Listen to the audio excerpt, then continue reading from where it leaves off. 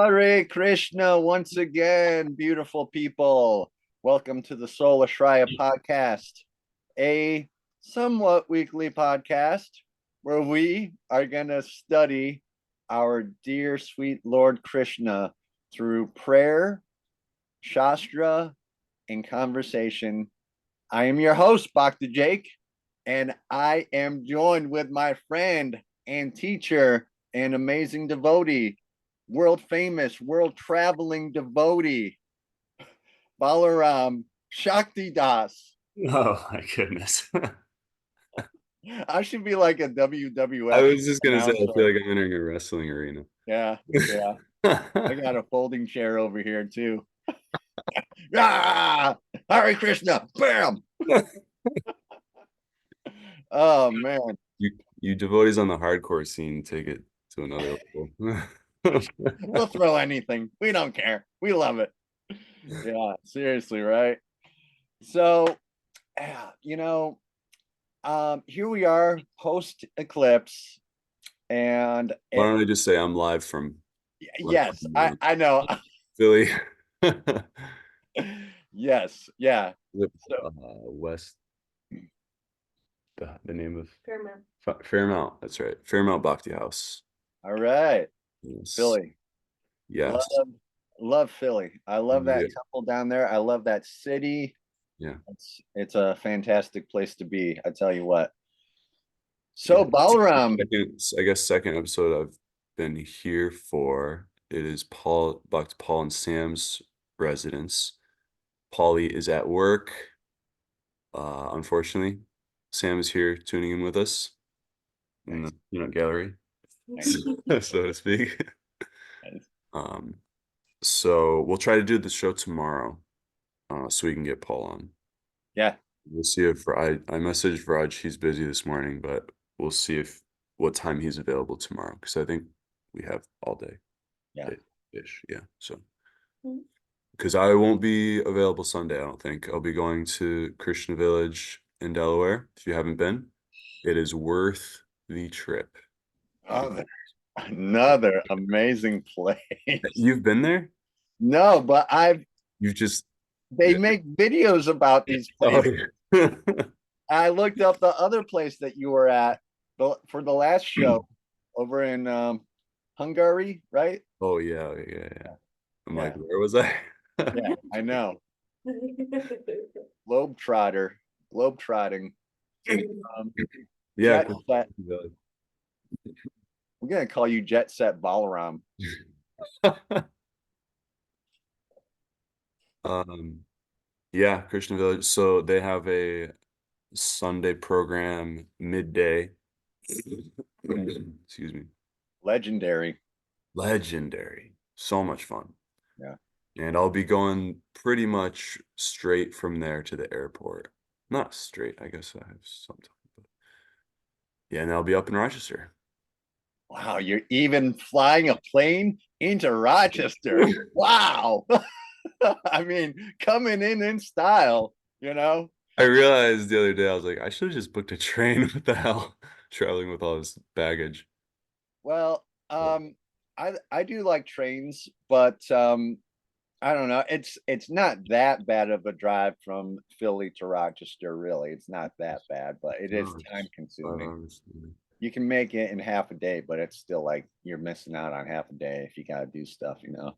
So you're gonna be back in Rochester, and then we're gonna do like a live type of deal right here at the old Bhakti Barn in That's where. Canandaigua, New York. The chosen spot. Welcome to Canandaigua, New York. Have a nice day. So yes, let's plan on doing that. Let's Yeah, plan yeah. on that. Yeah. So okay, here we are, Yes, post-eclipse. post apocalypse. The world has not ended. So stupid. I don't know why I say the things I do sometimes. Just can't. I just can't help it. Just can't Okay. help it. I hadn't heard that. So what we got going on here is I mean, I just stayed in and I watched a live thing from the Syracuse ashram Mm, of them just doing kirtan. They did kirtan for what, like 2 hours, I think, just straight kirtan. yeah. And I was here like in front of my deities, just doing kirtan, and I had the speaker right next to him, and that's how I did it. And it was freaky. Like it got dark and it was kind of weird and negative vibes and all that. But astrologically, I'm just saying, I'm thinking and I'm saying that this when these things happen, that it's like a new beginning, like new things are going to happen, good and bad. So Yeah, it's not like all for, bad, for sure. like there are some positives to what's going on. Like I feel the need to upgrade my sadhana, to upgrade my seriousness towards Krishna. There's all these things like flashing lights.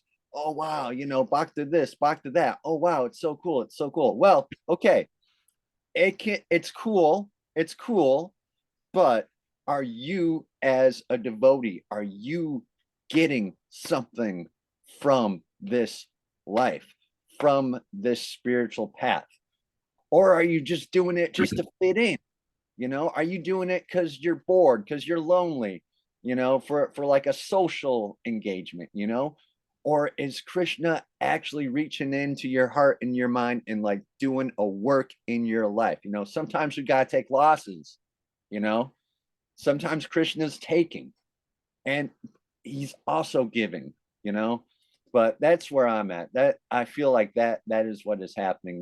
This past year, oh my goodness, with the relationships and the drama and the beginnings and the endings, it's like, oh my goodness, dude, it's time for an upgrade. Mhm. Like I feel like that's what Krishna is trying to like speak to me. Like, okay, it's been almost 3 years on this path. You want to start getting serious now, Bhakta Jake? I Mm. feel like that's what's going on. What are you feeling, Balaram? I'm sorry, I'm talking a lot. Sure, that's amazing. I'm feeling something the same way. That's great. Yeah. Yeah, we were talking with a senior devotee like the night before, the night after, the night of the eclipse actually. Um, and he was doing actually like a astrological reading uh for myself, and my partner, and he was saying it's like super positive for devotees.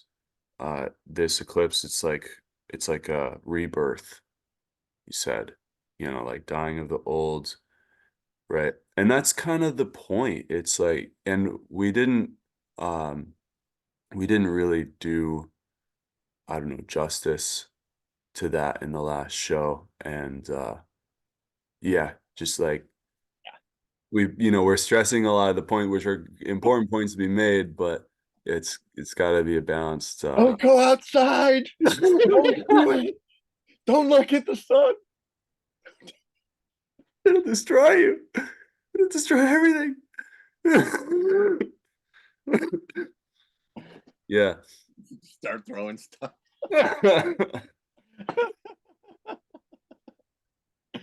So there's a tremendous positive aspect to it. You know, Yes. particularly, right, if we are chanting, and that's another thing, we cannot even estimate the power that chanting has on the world.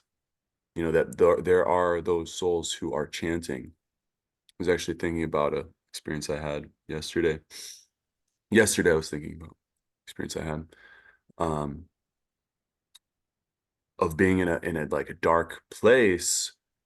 Just everything was wrong in one kind of sense, but I was uh, tuning in to transcendental vibration. Those who are chanting, Mm, and it was just felt like an anchor, such an anchor. Like the hope, like the lamp of hope is kept lit, sort of thing. um and we hear different things from advanced souls about and even just just normal people, like the Philadelphia Rathayatra. Who was it? Was it Jeremy back then? Now Jagannath Mishra, who was working and he was in the city during the Rathayatra and he couldn't come. He's had so many times where he's tried to come to like New Vrindavan, like events like the Rath Yatra, like all these things, and something has kept him. There's been so many times that's happened. And it's been, of course, events where there's like what Prabhupada devotees, like these massive, you know, like Rath Yatras, like even New York Rath Yatra. I think he's tried to come a couple of times and he couldn't. But I don't know. It has to be something, you know, something. Yeah, well, Krishna has different ways of giving us the teaser to increase our desire. But I remember he was saying he was in Philly for something and he stepped outside for like a couple minutes, right? And he could hear, I think he could hear it. But I know I've also heard people that like couldn't hear it, just like, or maybe even didn't know about it, or like something's different about the city today. The city's so peaceful, right? And he's saying like he just stepped outside and was like, whoa. So it affects the whole city. You know, it affects the whole world, but it really has a big impact. So even just one person chanting in Rochester, good old Boxy Jake, holding down the fort. No, it's a big deal though. It's a big deal. It's like we ourselves personally, we don't have any qualification, but because we've been empowered by Srila Prabhupada to chant Hare Krishna, a pure devotee, empowering us to do this chanting, we're chanting on his behalf, so to speak. We're chanting under his order. So just like a viceroy, you know, to head of state, he himself, like, who is he? He can't just go somewhere and say, you know, I am, you know, uh, the United States of America or whatever.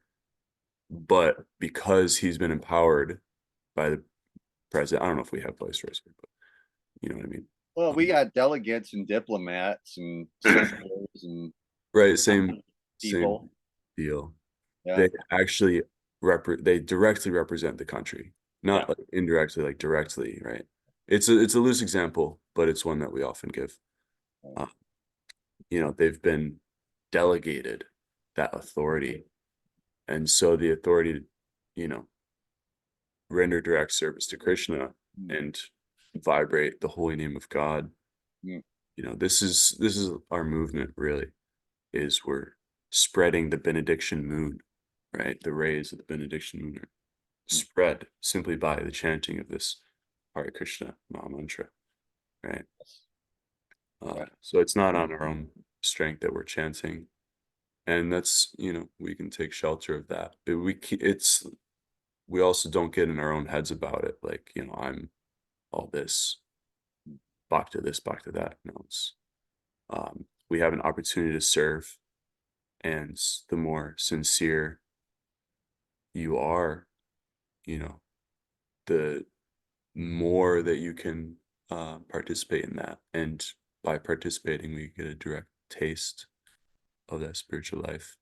Yeah. Yeah. So what What I'm saying is saying, like the you know, whatever is going on out there, we can't estimate the potency of the holy name to counteract negative effects. It's like, you know, it's said that the age of Kali, which we're 5,000 years into, should be much more accelerated. Like nuclear war should have already happened. Like in other iterations of this yuga, Lord Buddha comes and there's nuclear warfare during his time. Like, Awesome. what? Can't wait. Can't wait. Awesome. And the scriptures describe actually like rockets in the sky. The scriptures of ancient times, they're not obsolete. It's not like they don't know anything about science. You know, like someone commented on the last video about, I don't know if you saw that, about no, I God. didn't. No. Like, What they say? the idea of God is smaller now because we now know things about the world, our surroundings, that people, these God believers, they don't have any idea. Somebody commented. Yeah, yeah. That's what they said, really?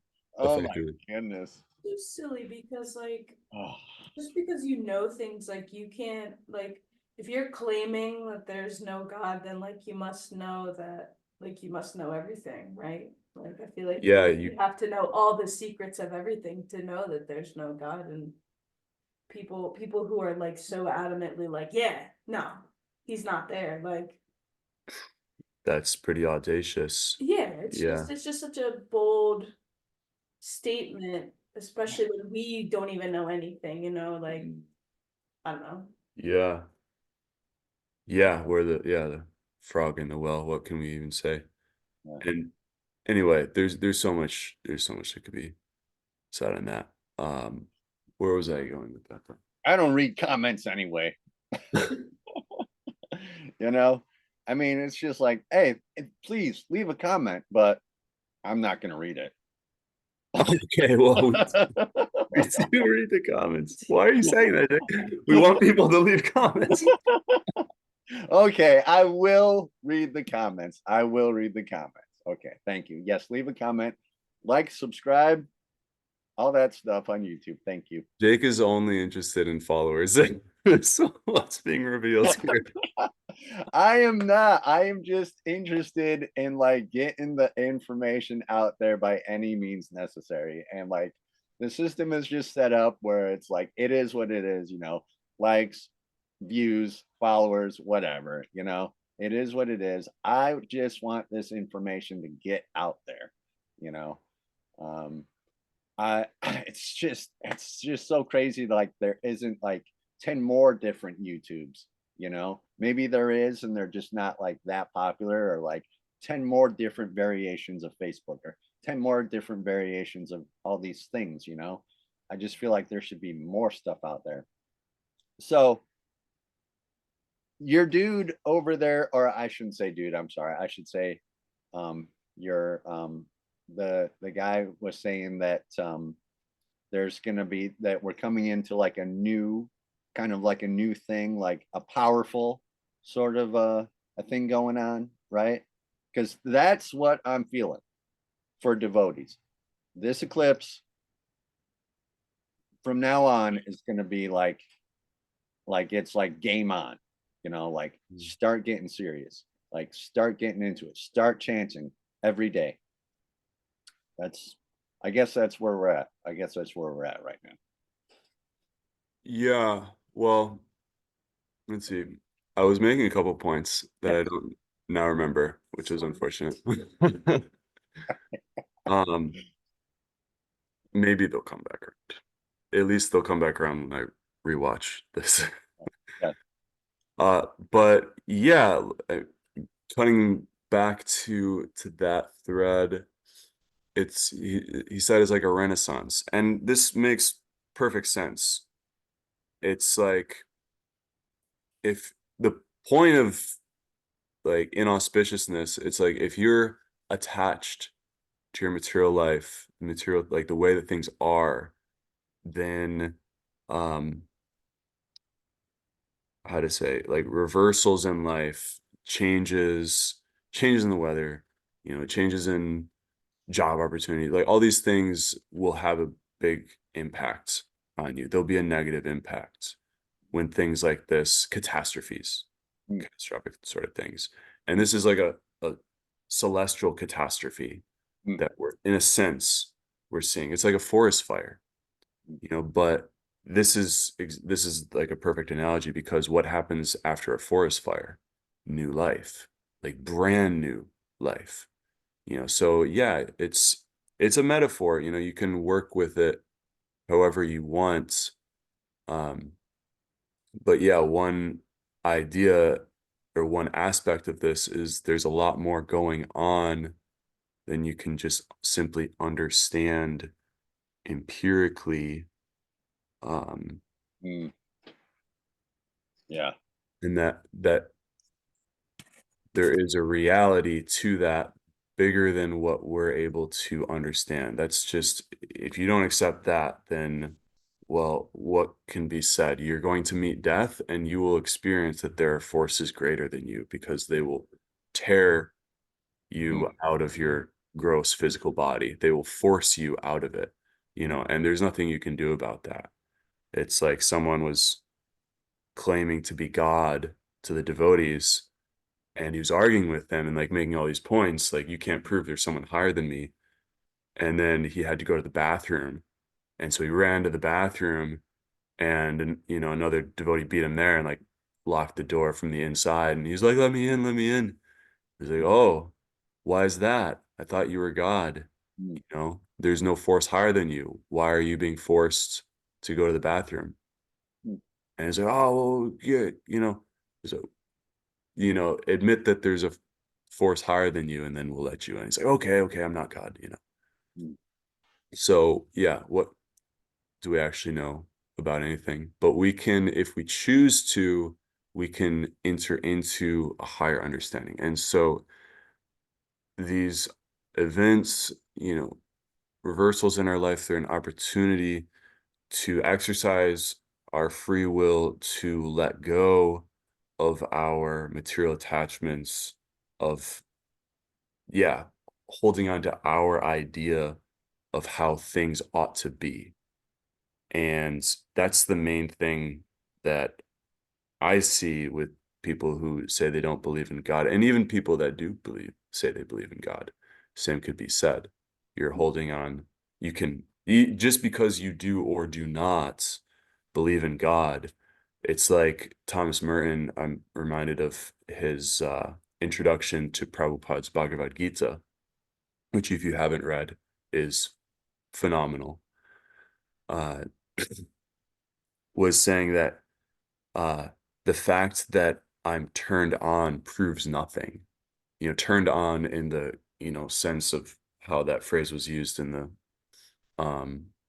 counterculture movement of the 50s and 60s, right? Like, just because. Does that make sense? Yeah, they use that phrase as like they were like in tune with like a higher frequency, Right. like God, like in whatever form, I guess, whatever form they chose to believe in. Because I know that are you talking about like the Krishna counterculture, or like just the No, general in Western general. American? Yeah. Like the Beatles said that in their song, like I'd love to turn you on, you know, Everyone's trying to get turned on. yeah, That's just the fact. yeah, Whether, I mean, generally when we hear that, we think sexually, right? Like, I'm sexually excited, I'm turned on. But that's just one, facet of life. oh, easy, bud, easy. Okay, well, you can have your own relationship with that. But, we're turned on by so many things, right? So yeah, whatever turns you on, right? Uh, I His point was nestled in a larger point that I'm curious to look up here. But he said, just because you're turned on proves nothing. Just and he said, like, nor does it prove anything if you're not turned on. Let's see, I have it in front of me here. Okay. The hazard of the spiritual quest is, of course, that its genuineness cannot be left to our own isolated subjective judgment alone. The fact that I am turned on doesn't prove anything whatever, nor does the fact that I'm turned off. Mm. We do not simply create our own lives on our own terms. Any attempt to do so is ultimately an affirmation of our individual self as ultimate and supreme. This is a self-idolatry, which is diametrically opposed to Krishna consciousness or to any other authentic form of religious or metaphysical consciousness. He goes on in the next paragraph, starts with the Gita, the Bhagavad Gita, sees that the basic problem of man is his endemic refusal to live by a will other than his own. This is just so good. For in striving to live entirely by his own individual will, instead of becoming free, man is enslaved by forces even more exterior and more delusory than his own transient fancies. So it's like, yeah, the point Sammy was making, it's like you believe in you say you don't believe in God, but that means you believe in something and you're still subject to subjective belief. It doesn't get you anywhere. You can't prove objectively that there's no objective Yeah. truth. There is always some force beyond you. Yeah. And the problem with society is that we're choosing to live simply by our own individual will, and we in the name of being free. If you say, you talk about freedom, it means, oh, well, United States of America, land of the free, home of the brave, I'm a I'm free t- man. What I'm does that mean? Are I'm you actually free? Like, you say you don't believe in God, in the name of, your freedom, but by doing so, you unwittingly enslave yourself because you don't understand that God is not some like domineering, you know, well, I, I totally hear what you're saying, and I agree with what you're saying. okay? And I'm here to tell you that these guys are out here like, I don't believe in God, but these guys are like, I got to get that new Rolex. I got to get that new car. I got to get that gold chain. I got to get Yeah. that becomes their God. Yeah. That's your God. That okay, that's your God. Okay. Cool. Or like the environment. Now it's the environment, or even atheism itself becomes like a form of worship. I mean, you'd have to have more faith to be an atheist, if you ask me, to believe in nothing when like That's true. the world is Exactly the point. amazing, You're still putting your faith in something, and that's, I think, a much bigger gamble. Yeah. Much bigger gamble. Yeah. Um, That's yeah. right. You heard it right here on the Soul Tribe podcast first. That's a gamble. That's a risk you don't want to take, kids. It's yeah. Merton is saying it's um our isolated subjective judgment. You're putting everything on the line based on just an isolated subjective perception.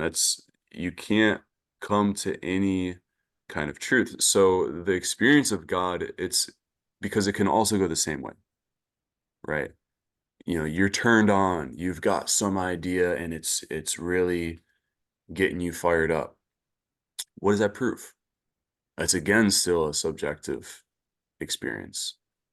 So um yeah, we do not simply create our own lives on our own terms. Any attempt to do so is ultimately an affirmation of our individual self as ultimate and supreme. So it's self-deification. And that's the reason that we're here, right? They said that's the cause of the fall, right? From our spiritual existence, we fell because of self-deification. Self-deification, Thank you. making yourself God. Yes. Yes. You're not God, kids. You're not God. I'm And, talking. because people would say, oh, well, I don't think I'm God. But you have to understand, it's like, um, what you say and what you're actually doing. It's like, it doesn't matter what you say. It doesn't matter if you say, well, because I don't believe that, it's not real. It's like, well, you could be standing on train tracks and say, well, I don't believe the train is coming. That's your subjective reality. It's like, okay. So how do we come to an objective understanding here? You know, You you got think to that's get you got to get yourself like outside, of your head, take you out of the center of your universe. And that is what bhakti yoga is all about. yeah, that is true. That's why it's so effective. It is. It is. That's yes, that is what it is you become second.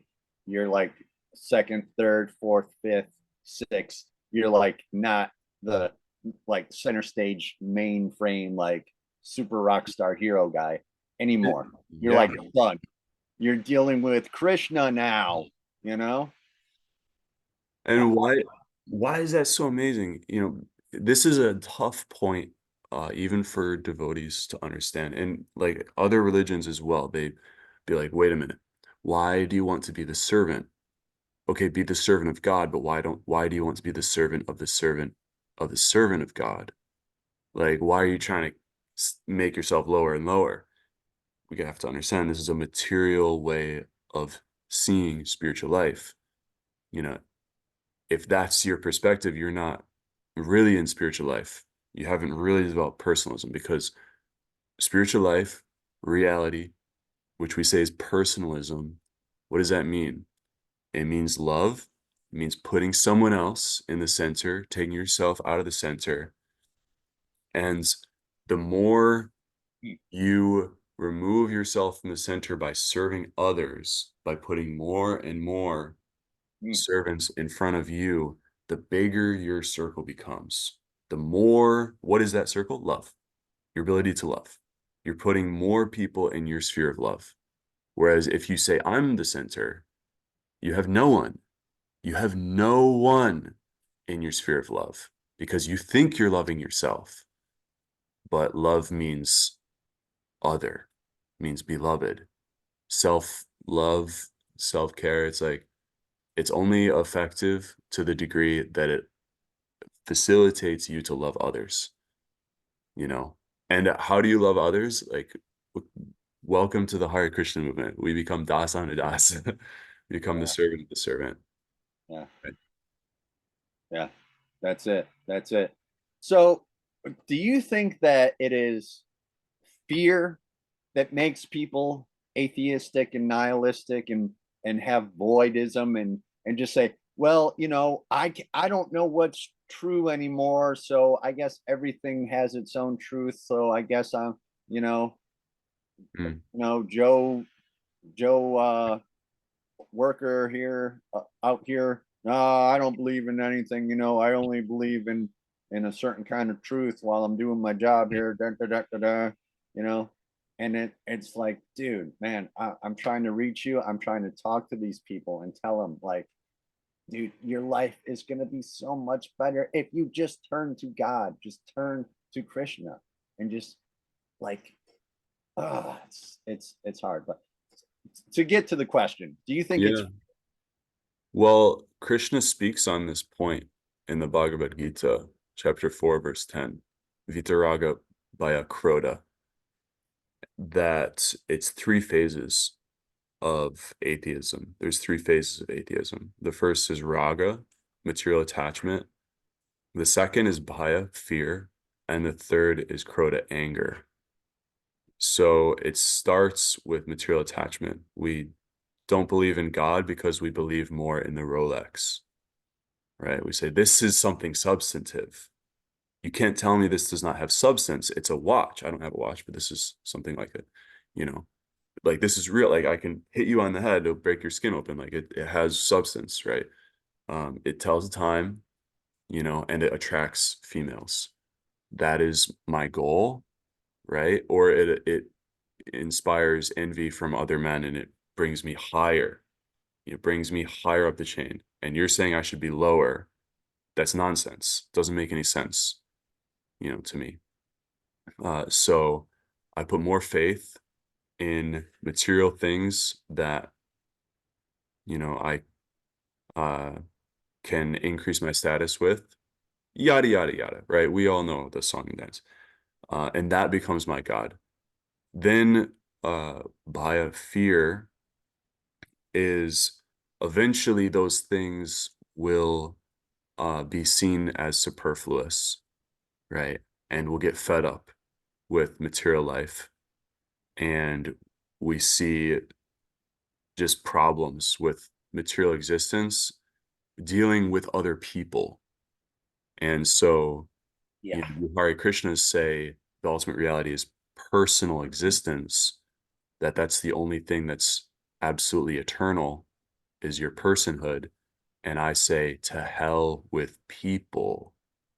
If I don't hate, everyone, I at least hate like everyone of the opposite sex, or everyone of my sex, or everyone in a higher position with me, or everyone of this skin color, or that, because of all the different ways that my mind has been impressioned in the world of faulty humans, right? Faulty personalities, imperfect people who are the cheaters and the cheated, right? And In the age of Kali, number one, and with Yoga Maya, the illusionary energy that which no one can escape. Those are just two. And then being in this frail human form, you take the strongest human you've ever seen, strongest human, full of imperfections. We are just, you just got to give him one stomach bug, and he is no longer the strongest human. yeah, yeah. I mean, but even if he was 100% perfectly healthy, you're only going to live to be 100, you Yeah. know? How long are you gonna live? How long can you hold on to your raga, to your material attachments, to your body? Yeah. You say there's no God. Okay, well, what is your, how do you solve the problem of death? You can't solve the problem of death. So, but then they say, okay, well, um, okay, fine. I'm not into the attachment to the material things anymore, but you're saying I'm going to be a person eternally, and that's scary as hell to me, because I've had nothing but issues with personal existence. And so then they take to the philosophy of voidism, of just merging into oneness, and that That becomes that seems to be the trend base. right now with the AI and the all the technology going on, Yeah, there's no reality to personhood or intelligence. Yeah, You know, we can create that with computers. yeah, So there's no faith actually in the person. And we see that like with the automation of like yeah, Amazon, for instance. My experience as a trucker anyway has been that it's like less people, more machines. yeah, And it's like y- anyone who has been like, I don't know, it, I think we all have had the experience that like if I can't get on the phone with a real person, like no. all hell is going to break loose. Like And you need a person there. yeah, and You it's can't like solve good the problem luck, with it's that. like good luck getting a hold of an actual living, breathing human being if you need anything anymore. Mm. Like good luck. You And even got if you get a this hold of and them, this and this and that and this. yeah. So we've put so many things in our sphere of like attention, uh, if you will, right, of our consciousness, that are not personhood, that is not like, let me actually be present with this person. And I'm, myself included, right? And this is this is what uh let's say the eclipse, but this is what life in general is getting us to move on from, because that is what you need to let go of to be more of a person. Uh, right? And then you're able to actually help people, right? Because you're available, you're making yourself available. But then the third phase, just to finish this Yeah, read, yeah. um, Vita Raga by a Crota, is anger. Nice. Yeah, yeah. Attachment, fear, and anger. Straight out of the Gita. Yeah. Yeah. So Prabhupada, Srila Prabhupada breaks this down in the purport, right? Um, these different phases of atheism. That the third is when, uh, and this is really to answer your question of why people aren't interested. And what I see a lot of is this anger, anger meaning they're fed up with so many different contradictory philosophies, right? It's like you guys, and this is like the person who commented, I can understand and appreciate, where they're coming from. It's like you God people are just the most ridiculous bunch. You know, you say Yeah. so many things that are just contradictory. and Yeah. had a bad experience. So it's like, as soon as I read the comment, it's like, okay, well, it's because I used the word God. And to him, that means something different. And so in my response, I tried to offer that maybe we're talking about different things. Because why would someone believe in something dogmatic that you just have to believe in? Yeah. And, it's nothing more than just a warped view of the material energy, which nobody's interested in that. It's Yeah. another subjective experience. Yeah. Yeah. So they get fed up and they say, to hell with all of it. I'm just going to make up my own religion.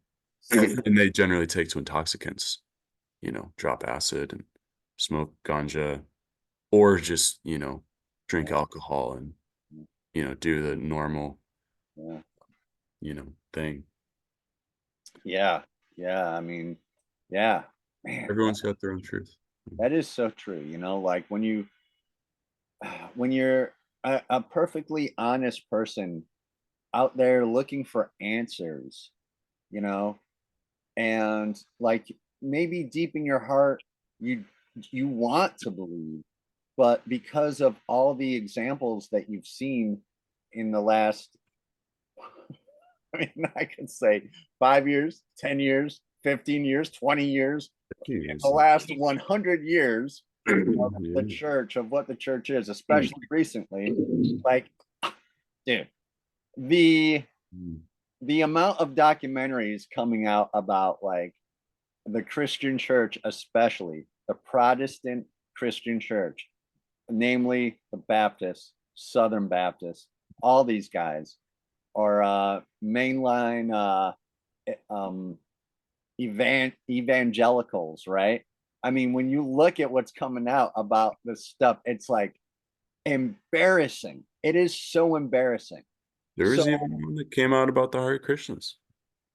uh, Same now, deal. right, it's embarrassing, right? So I guess that would make anyone just stop and think like, I don't need this, Yeah. you know. And it's a shameful thing, and it's we don't need to be turning people off. We're trying to turn people on, right? So to that, I mean, how do we, as I guess an institution, whether you're a Catholic or Baptist or a Hare Krishna or a Buddhist or whatever, how do you answer for that stuff? Like, yeah, because that is a very valid thing. Mm. The like it's like you're looking for truth and you're offended before you even find it. You're already offended. You know? Yeah.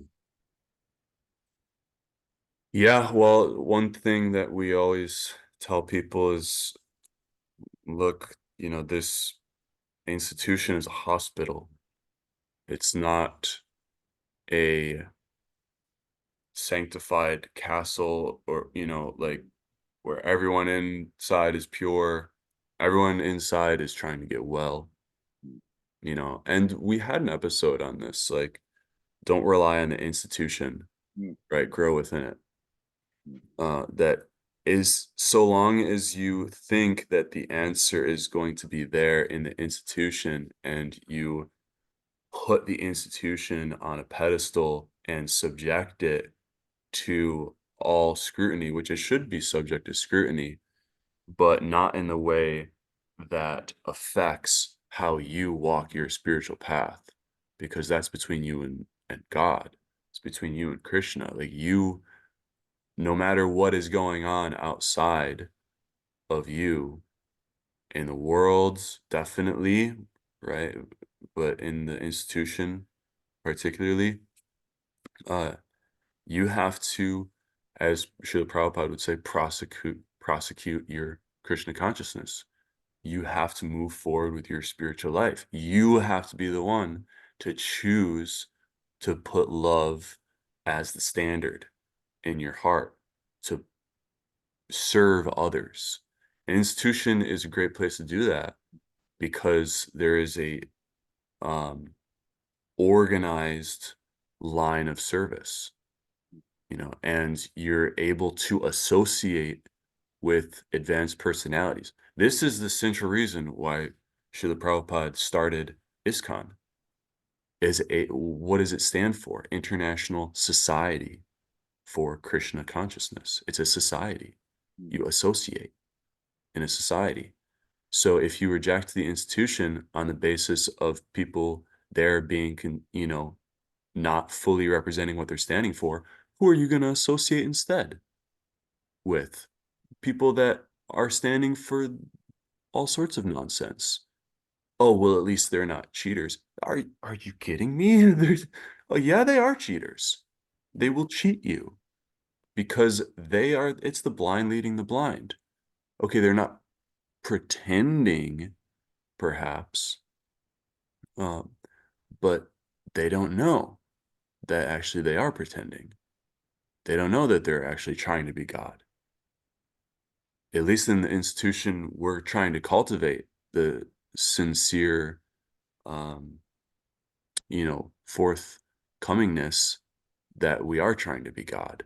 And that needs to stop because it's severely hampering my ability to love because I'm getting caught up in a temporary existence, an illusory existence where the world revolves around me and does not, you know.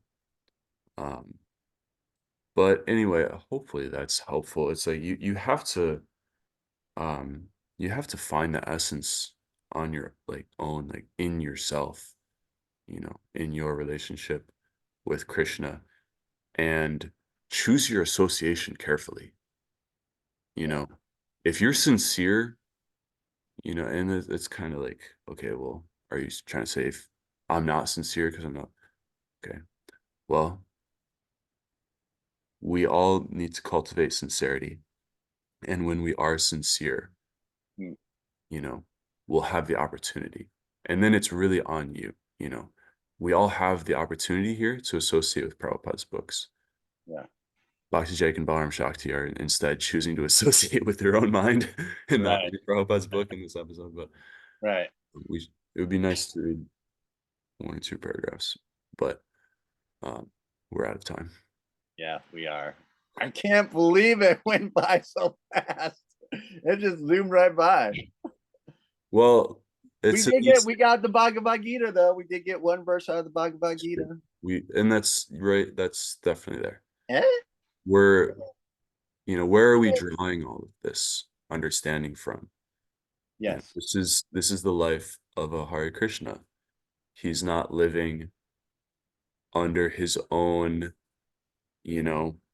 conditioning. He's accepting a higher spiritual authority, and not just on dogma, but on the basis of a loving personal relationship, direct personal relationship with these personalities. I didn't stick around. Maybe at first I stuck around just for the philosophy, but that's not going to hold you. Yeah, like you're saying, towards the beginning, it's like, okay, there's a lot of nice things here. Yes. That's not enough. Right. To substantiate a spiritual life. That is it. This is a process. This is a life process. It's chanting the holy names is number one. This process, all it means is just dying to yourself, just dying to your will, just like picking it up by the scruff of the neck and just putting it over there for just chant some rounds, just chant the Maha Mantra. Serve others, have prasad. I feel like I'm forgetting something, but those are like the 3 main things, aren't they? He's laughing. Good thing this isn't a test because I would have failed. But isn't that it's like a very simple process? It's just like those 3 things, right? Chanting the holy names. I must be hungry because all I can do. Yeah.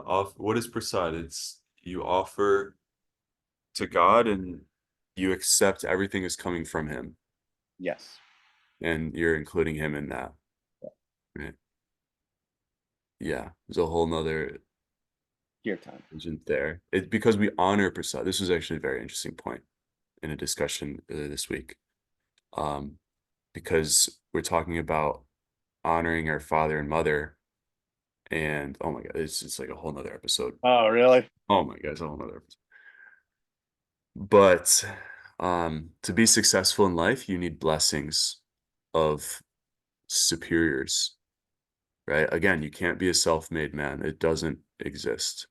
You have been made by your parents, literally, right? Biologically, but you're made by blessings. And again, if you don't accept that, well, then I can't convince you that I can't prove scientifically per se that there are higher forces than you, but hey, do we really need to light a candle before the sun? It's like, yeah, that's the nature. And so it's a scriptural injunction to honor your father and mother, right? It's there in the Ten Commandments. It's there in the Vedas. It's there in every scripture. Why is that? It's not just because, oh, well, this is just what we do, and you don't do what you're not, told not to do, whatever. That it's about receiving blessings.